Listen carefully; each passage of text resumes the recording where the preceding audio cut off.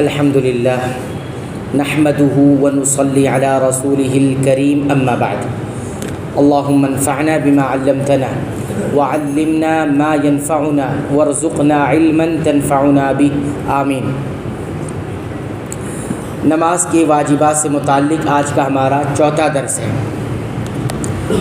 آج ہم ایک مسئلے کو دیکھیں گے، وہ یہ ہے امام اور مقتدی کے لیے سمیع اللہ لمن حمیدہ اور ربنا لک الحمد کہنے کا کیا حکم ہے۔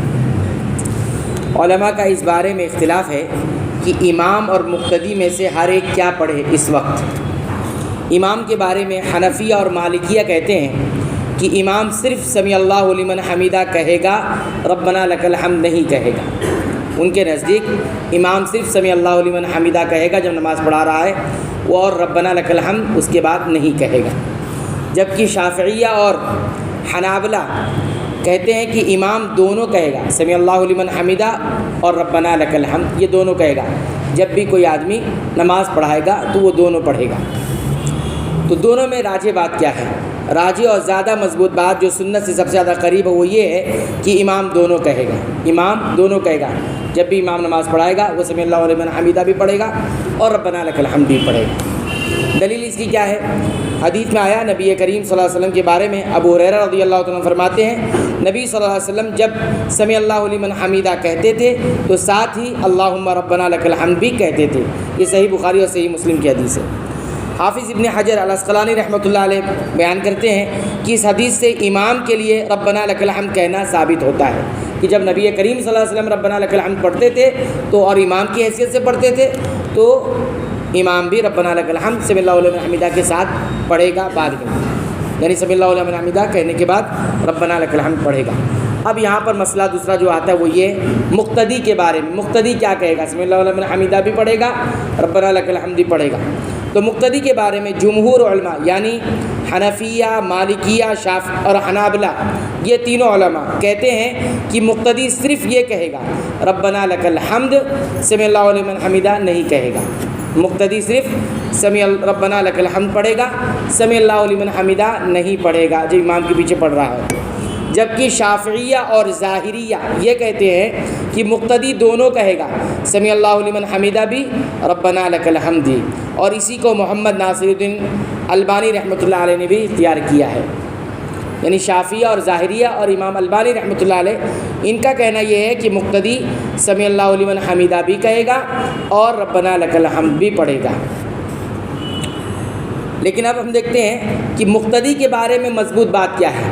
مقتدی کے بارے میں مضبوط اور راجح بات جو سنت سے سب سے زیادہ قریب ہے وہ کیا ہے؟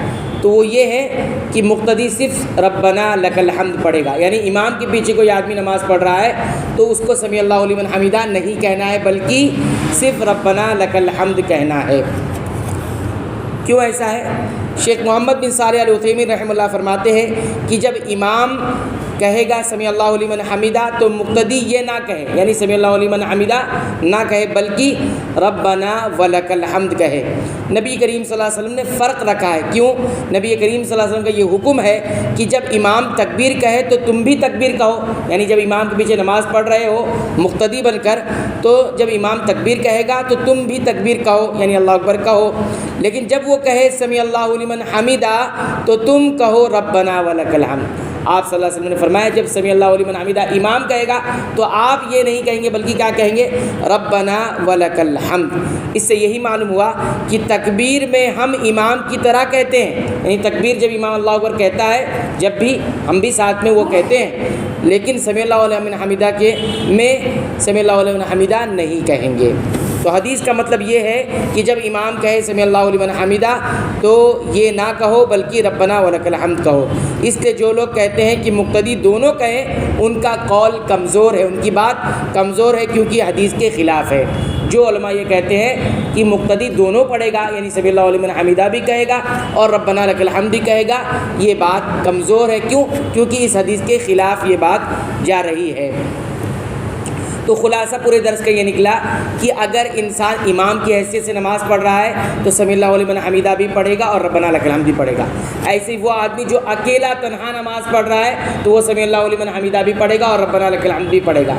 اب امام کے پیچھے مقتدی کی حیثیت سے نماز جو پڑھ رہا ہے تو صحیح اور مضبوط بات جو سنت سے زیادہ قریب ہے وہ یہی ہے کہ مقتدی صرف ربنا لک الحمد کہے گا سمیع اللہ لمن حمیدہ امام کے کہنے کے بعد. تو یہ مسئلہ ہمارے سامنے. البتہ ایک بات اور یاد رکھیں، یہ مسئلہ چونکہ اختلافی مسئلہ ہے، ہم نے جیسا کہ بیان کیا ہے، اس لیے اگر کہیں مختلف بھی نظر آئے تو حیرت کی بات نہیں ہے. کہیں کوئی مقتدی اگر سمیع اللہ لمن حمیدہ بھی پڑھ رہا ہو اور ربنا لک الحمد بھی کہہ رہا ہو تو ایسا ہو سکتا ہے کہ وہ کسی رائے پر عمل کر رہا ہو. لیکن جب ہمارے سامنے یہ واضح ہو گیا کہ حدیث کے خلاف وہ چیز جا رہی ہے تو ہمیں کوشش یہی کرنا چاہیے کہ وہ رائے اور وہ بات لے لیں جو سنت سے سب سے زیادہ قریب ہے. تو سنت سے سب سے زیادہ قریب کون سی رائے ہے مقتدی کے بارے میں؟ وہ یہی ہے کہ مقتدی سمیع اللہ لمن حمیدہ نہیں کہے گا. البتہ کوئی اس قول پر عمل کر کے کہہ رہا ہے تو اس میں اتنے کوئی مسئلے کی بات نہیں ہے، لیکن ہمارے کوشش یہ ہونی چاہیے کہ ہم سنت سے قریب رہیں. اللہ تعالیٰ سے دعا ہے رب العالمین تو ہمیں سنت کے مطابق تمام عبادتوں کو انجام دینے کی توفیق عطا فرما. اے اللہ تو ہماری عبادتوں کو قبول فرما لے، اس میں ہونے والی لغزشوں خطاؤں غلطیوں کو معاف فرما دے. اے اللہ تو ہماری مغفرت فرما، ہمارے والدین کی مغفرت فرما، تمام مسلمانوں مومنوں اہل توحید کی مغفرت فرما. آمین.